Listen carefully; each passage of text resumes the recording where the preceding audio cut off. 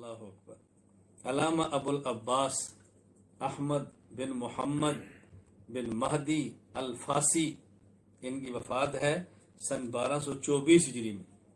تفسیر کا نام البحر المدید۔ اب ذرا تفسیر سنیں کیا فرماتے ہیں۔ فرمایا نحن اقرب الیہ من حبل الورید، ای یعنی انا اقرب الی کل احد من عروق قلبہ، یہ جو بندے کی دل کی رگیں ہیں یہ بندے کے اتنا قریب نہیں ہے جتنا ہم بندے کے قریب ہیں۔ وہذا کیوں؟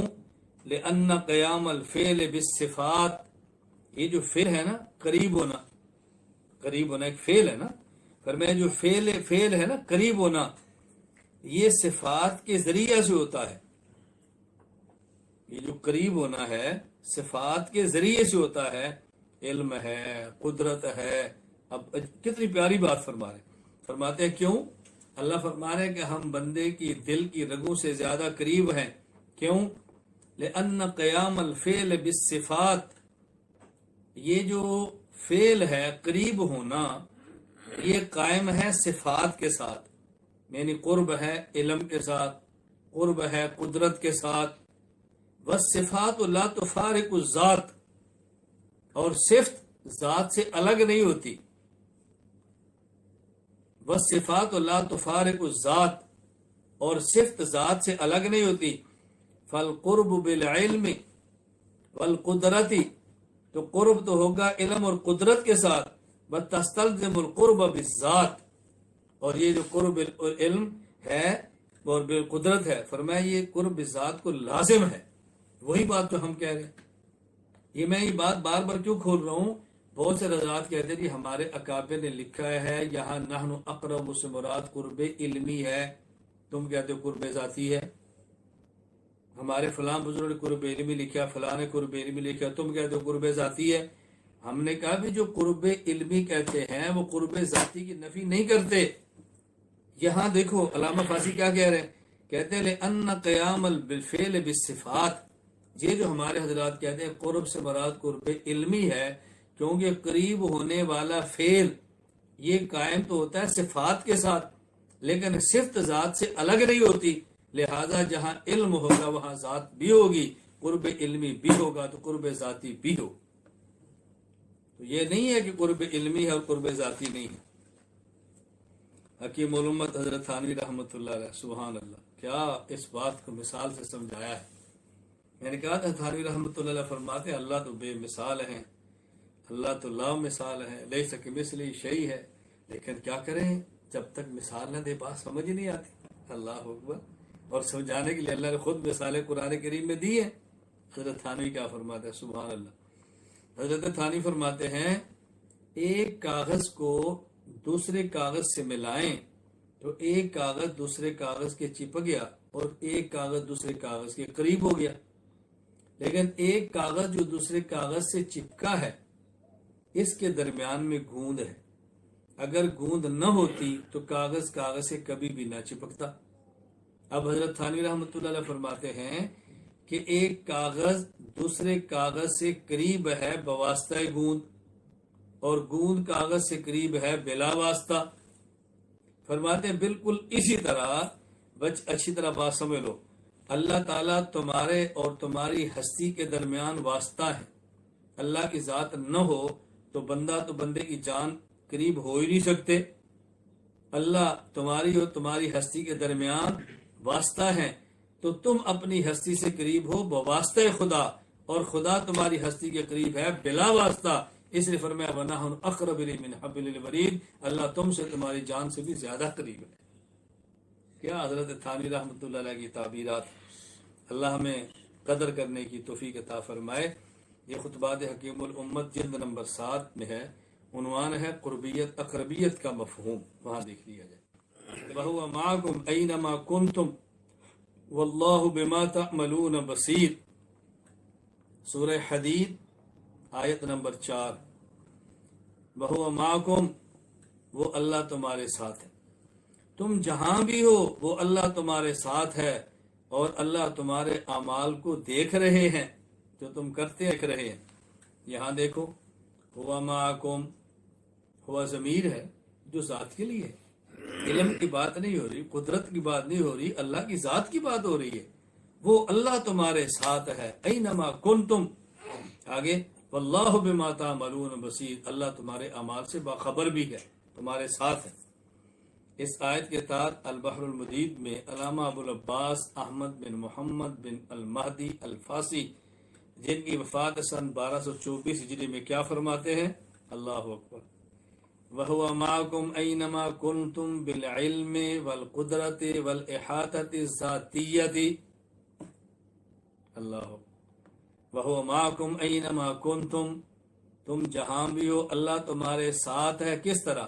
بالعلم، اللہ کا علم بھی تمہارے ساتھ، والقدرت، اللہ کی قدرت بھی تمہارے ساتھ، والاحاطۃ الذاتیۃ، اور اللہ نے جو تمہارا احاطہ کیا ہوا ہے، صرف اللہ کے علم اور قدرت نہیں، خود اللہ کی ذات نے بھی تمہارا احاطہ کیا ہوا ہے. یہ نہیں کہ صرف اللہ کے علم نے تمہارا احاطہ کیا، اللہ کی قدرت نے احاطہ کیا، اللہ کی ذات نے بھی تمہارا احاطہ کیا ہوا ہے. میرے دوستو، میں کہہ رہا ہوں ان الفاظ کو رٹو یاد کرو، مختصر سے عربی کے لفظ یاد کرو اور آنے والے کے منہ پر بیان کرو. یہ جو پروپیگنڈا دنیا میں کیا جا رہا ہے، تماشا مچایا جا رہا ہے کہ جی مولانا محمد الیاس گھمن صاحب کی اپنی رائے ہے، ہمارے اکابر کی نہیں ہے، حضرات تو میت ذاتیہ لکھتے نہیں ہیں، میت علمیہ لکھتے ہیں. یہ میں حوالے دے رہا ہوں، تفاسیر کو پیش کر رہا ہوں. فرمایا وَهُوَ مَعَكُمْ أَيْنَمَا كُنْتُمْ بِالْعِلْمِ وَالْقُدْرَةِ وَالْإِحَاطَةِ الذَّاتِيَّةِ، اللہ کا علم بھی تمہارے ساتھ، اللہ کی قدرت بھی تمہارے ساتھ، اور اللہ نے جو تمہارا احاطہ کیا ہے، یہ صرف احاطہ علمیہ نہیں ہے بلکہ احاطہ ذاتیہ بھی ہے. بل احاطہ ذاتیہ. آگے علامہ اللہ اکبر الفاسی پھر لکھتے ہیں، عجیب بات فرمائے. فرمایا وہ معکم اینما کنتم بذاتہ و صفاتہ. کیا بات ہے. وہ معکم اینما کنتم بذاتہ و صفاتہ علامہ یلیق بجلال قدسہ و کمال کبریائہ. ہائے ہائے،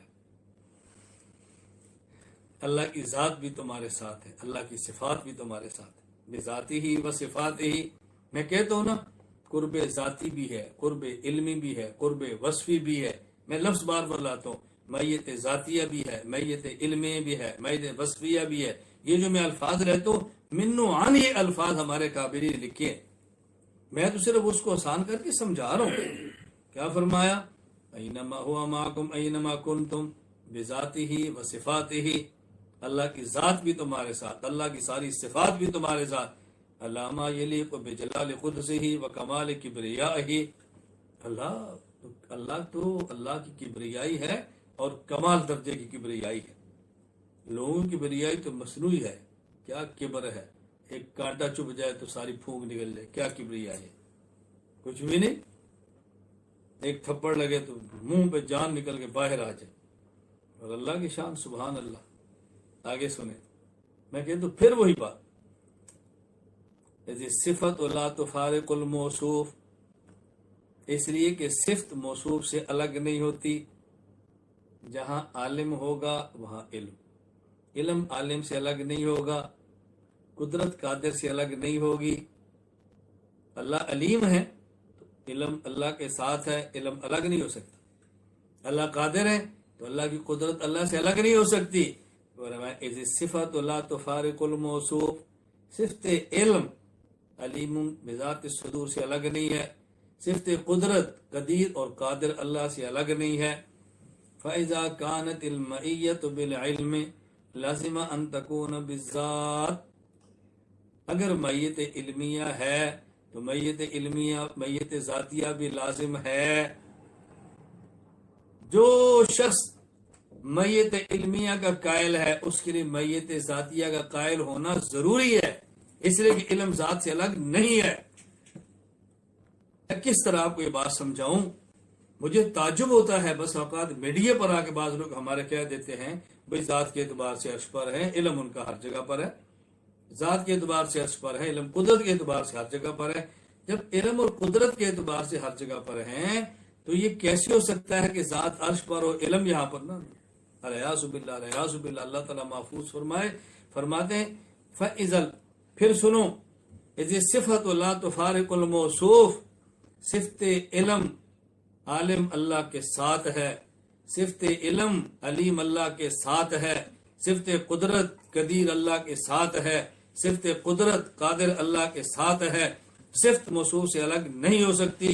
فَإِذَا كَانَتِ الْمَعِيَّةُ بِالْعِلْمِ لازم ان تكون بالذات، اگر معیت علمیہ کو مانا ہے تو معیت لازمیہ کو ماننا پڑے گا۔ فَفْهَمْ کہتے ہیں سمجھو سمجھو، یہی بات میں کہتا ہوں بھائی سمجھو، علامہ الفاظی کیا کہہ رہے ہیں سمجھو۔ وسلم علم تزق، ہائے ہائے، یقین کریں مجھے وجد آتے ہیں جملوں کو، میں کہتا ہوں میں ترجمہ کیسے کروں؟ اللہ کرے میں بات سمجھا پڑھوں۔ علامہ الفاظی کیا فرما رہے ہیں؟ فرمایا وسلم علم تزق، ہائے ہائے، یہ جملہ یاد کرو، وسلم علم تزق، فرمایا بات سمجھو، صفت موصوف سے جدا نہیں ہوتی، اگر میت علمیہ مانا ہے تو میت ذاتیہ ماننا پڑے گا۔ ففہم، یہ بات سمجھو، وسلم علم تزق، اور اگر تم ذوق سلیم نہیں رکھتے، تم سمجھ نہیں سکتے تو مان لو، وسلم، اور خدا کے حوالے کر دو۔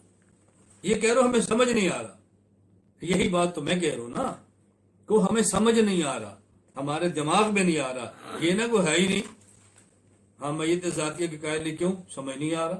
فرمایا تھا نہیں سمجھ آتا تو اللہ کے حوالے کرو، یہی بات تو میں کہہ رہا ہوں۔ یہ دماغ نہیں مان رہا، تمہارا دماغ ہے کیا؟ تمہارا دماغ ہے کیا؟ ہمارا دماغ نہیں مان رہا، ہماری عقل میں نہیں آ رہی، عقل دیکھو اپنی، دماغ دیکھو اپنا، کیا پیاری بات فرمایا ففہم، سمجھو، وسلم علم تزق، اگر تمہارا ذوق سلیم نہیں ہے، تم بات کو نہیں سمجھ سکتے، اللہ کے سپرد کر دو، یہ نہ کو میں مانتا نہیں، سپرد کر دو اللہ کے۔